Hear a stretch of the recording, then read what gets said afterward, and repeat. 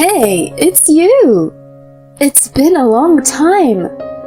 I turned around to see my friend from college. According to her, she had moved nearby last month. I was so excited to see her again. We had a casual conversation and I introduced her to my husband, who was shopping with me. Then my friend said happily, "What a surprise! Our kids go to the same school!" "What? Kids? It's great that your husband helps out with parenting. I'm so jealous." "We actually don't have any kids." "What?" There was an awkward silence. I had no idea what she was talking about. But other day, my friend told me something so unexpected, and this caused a big rift in our relationship. My name is Mary Miller. I am 33 years old. I have loved drawing since I was a child, and after graduating from college, I went to a design school. Though I got a job at a production company, I was unable to do the work I wanted to do. So I started receiving paid commissions for illustrations online. Then, one of my illustrations got a good response and the requests started pouring in. I began to receive requests for stickers for a messaging app, so I decided to quit the company and began working freelance. At the time, my family fiercely opposed my decision to quit the company, but I was able to follow through with my decision thanks to Shane. Shane was my boyfriend then and my husband now. I met him at work when I was an office worker, and we started dating. He knew that I wanted to become an illustrator, and he gave me some advice when I didn't know what to do. "If you miss this chance now, it may never come again. And you're just going to give up like that?" "But my parents are against it." "I mean, if you don't want to do it, I'm not going to force you to. But there are people out there who want to do something but never get the chance, you know." "People who don't get a chance?" "Yeah, but in your case, opportunities came to you by itself. I think it would be a waste to let it go." Shane's words woke me up. He is right when he says opportunities rarely come by itself. I would be a fool to miss it. Thus, over the objection of my parents, I quit my job and became a freelance illustrator. Despite my anxiousness, my message app sticker won the top spot in weekly sales. My DMs were flooded with paid commissions, and I quickly surpassed my salary as a company employee. Around then, Shane proposed to me and we got married. I became a married couple with the man I love, who supported me when I was struggling. We have been married for 4 years now. We don't have children yet, but we are living happily with each other. Many things have happened in the past 4 years. The characters that I drew have been made into merchandise and picture books. I even collaborated with a store to have the characters' design used on their product packaging. Each time, my husband's smile was even happier than mine. "Mary, you're amazing! I went to the store today and saw your illustration on a package of chocolates. They launched today, so I have a bunch of samples here." "Samples don't do it. You have to go to the store to buy these." "Shane, you're so over the top." "No, I'm not. My wife is a popular illustrator, you know. I have to make sure I get these things as your biggest fan." My husband carefully peeled off the package off the chocolates and stuck it on the wall. "Tomorrow I'll go buy another kind," he says happily. When I see my husband happy like this, it makes me happy too. Of course, I started this job because I love to draw. Still, without Shane, I wouldn't have been able to do the work I love today. Because of his encouragement, because of his support, he is the reason why I can live my life happily now. I can't thank my husband enough. I want to repay him as much as I can. That's what I thought every day. I haven't had a whole day off recently due to my work, but I finally got everything settled that day. My husband also has the day off tomorrow, so I wanted to go somewhere together. So I immediately suggested that to my husband when he got home. Hey, Shane, do you have any plans for tomorrow? Tomorrow? Why? I thought maybe we could go out together. I work from home, so you always go out for me on your days off, right? Well, I figured you wouldn't get as much done if I was home. Even on his days off, my husband is very considerate of me and leaves the house. I don't care who's there, and I'd be more than happy to see him at home. I can't deny his consideration because he seems to be caring for me in his own way. It's been a long time since we've had a day off at the same time like this. I was eager to go out for a change, so I thanked him. Thank you for always being considerate. I'll pay for everything tomorrow, so why don't we go splurge? Oh, well, tomorrow is a bit... What? You're off work, right? Actually, I have to work on my day off. I'm having a hard time with my current project, so...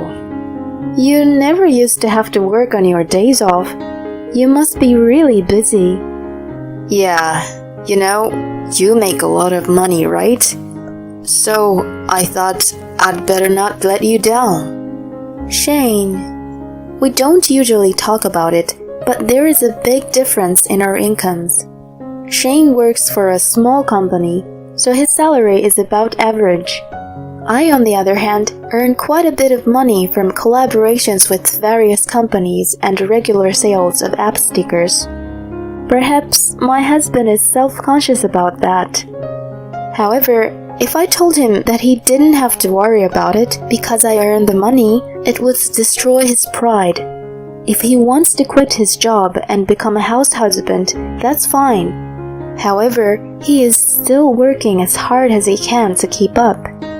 If that's the case, it would be unreasonable for me to refuse that. I felt sad, but I tried to smile so that he wouldn't be bothered. Oh well, if you're busy with work, I guess there's nothing I can do about it. Let's go on a date some other time. I'm sorry, Mary.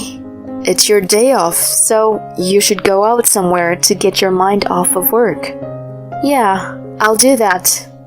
It's okay to relax at home, but it's more refreshing to be outside. Yeah, perhaps watching a movie or shopping. Oh, that reminds me. Can you get me a new wallet that'll suit me? My wallet is starting to tear. I'll pay you later. Okay, I'll get you a very stylish one. So the next day, I went shopping by myself. I'm always busy, so I save up a lot of money. Sometimes I get a little scared because my savings are so much bigger than when I was an office worker. I'm completely useless at housework, so I leave all the bank accounts to my husband, and he takes care of all the household expenses. I use credit cards for purchases, so I only have the statements of what I have spent. The money is deducted from my account, so of course I don't bother my husband. On this particular day, I was looking for a wallet for my husband and found the perfect one. It was a bit pricey, but I was going to give it to him as a gift to thank him for always supporting me. Can I have this one, please? Can I get it wrapped as a gift as well? I'm just giving it to my husband. I just bought the purse he asked me to buy. Some may think that. But for me, even these small surprises are part of our communication as a couple. I hope he'll be happy. With this thought in mind, I went home. However, my husband didn't seem to come home, and after 10 p.m., I received a message that he would be working overnight. In the past, he used to call me when he was about to head home and had dinner with me. But recently, I feel like this is happening less and less. Is it just he works overtime and comes home late? Or is he just concerned about me? I felt an indescribable feeling. After that, we continued to miss each other, and the time we spent together decreased drastically. I couldn't even give him the wallet I had purchased for him. Then one day, my husband asked me if I wanted to go shopping with him out of the blue. Although I still had some work to do, I was happy that he asked me out, and I readily agreed. We went to a shopping mall a few blocks away and looked around the various stores. "Hey Shane, let's get a new matching mugs." "Oh, that's a good idea. We've been using our current one for quite a while." "There's a lot of cute tableware too." "I'm gonna go check out the glasses over there." "Okay." We've been using our current dishes since we got married, and they're nicked in some places. While I was looking at the pretty tableware, a voice called out to me from behind.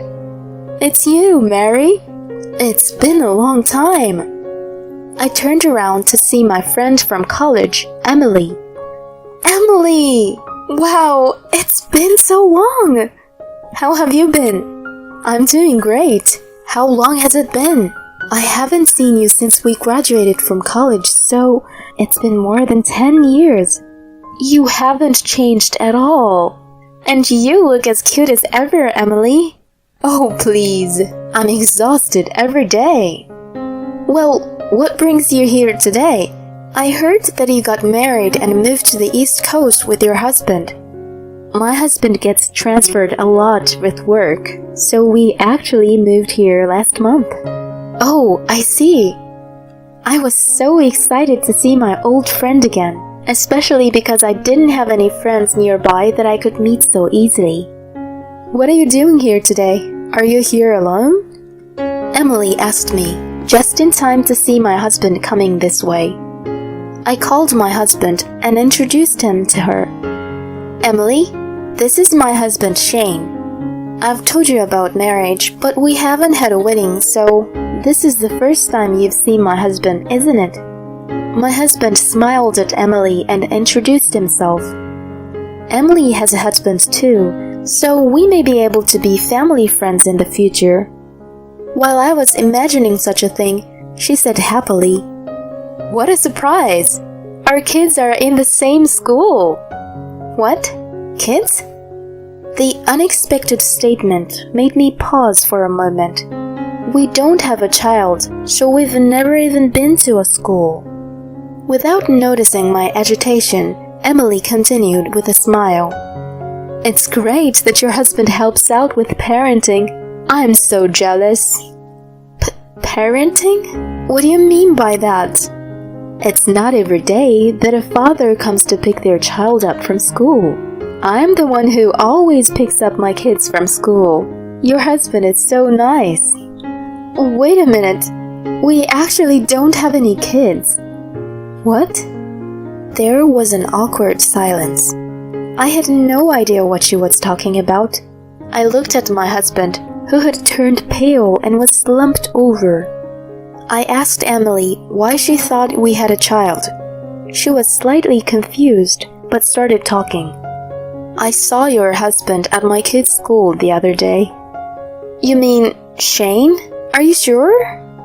He was tall and good-looking, so he was getting a lot of attention from the other moms. He came to pick up a girl and left holding hands, so I thought, "We don't have kids yet. You sure you're not mistaken?" "I'm sure of it. I'm sure I'm not lying." "Then, it appears to be true." My husband, who had been listening to our conversation, was shaking next to me, breaking out in cold sweat. I told Emily I'd be in touch and walked back to the car with Shane. "Can you explain to me what's going on?" I asked him, but he wouldn't open his mouth, so I took his phone and started checking. My husband was yelling at me to stop the whole time, but it didn't matter anymore. I got around and checked the phone and found videos of a girl and messages with a woman who was most likely the woman he was cheating on me with. "Are you saying that this girl is the child between the woman and you?" "No, that's just her kid." But the girl in the video on your phone called you daddy, right?" That's because I'm like a father to her. So does that mean the affair is true? And it's also true that Emily saw you at the school? I questioned him, and Shane nodded silently. At that moment, I felt more anger than sadness. I can't believe it. I can't believe that while I was working so hard, he was deepening his relationship with his affair partner and her child. I can never forgive him. I'll make sure he pays for this. I drove the car to the state office where I picked up the divorce papers and demanded my husband sign them. Here you go. Fill this out right here, right now. Wait a minute. I have no intention to divorce you. What? Don't be silly. Do you think you can stay married to me after doing this? You betrayed me without a care in the world. Forgive me, please. It was just a little bit of a whim. I've only got intimate with her a few times. Believe me. It doesn't matter. You were with her child as a father, weren't you? At that point, it's impossible. That's disgusting. I trusted you. I even bought you a new wallet as a gift, and you trampled all over my heart. Mary, please, don't throw me away. I don't want a divorce. My husband was still half crying and would not sign the divorce papers. I got impatient and took him with me to my in-laws' house. When we arrived, I revealed everything in front of my in-laws. They were furious and ordered my husband to sign the divorce papers on the spot.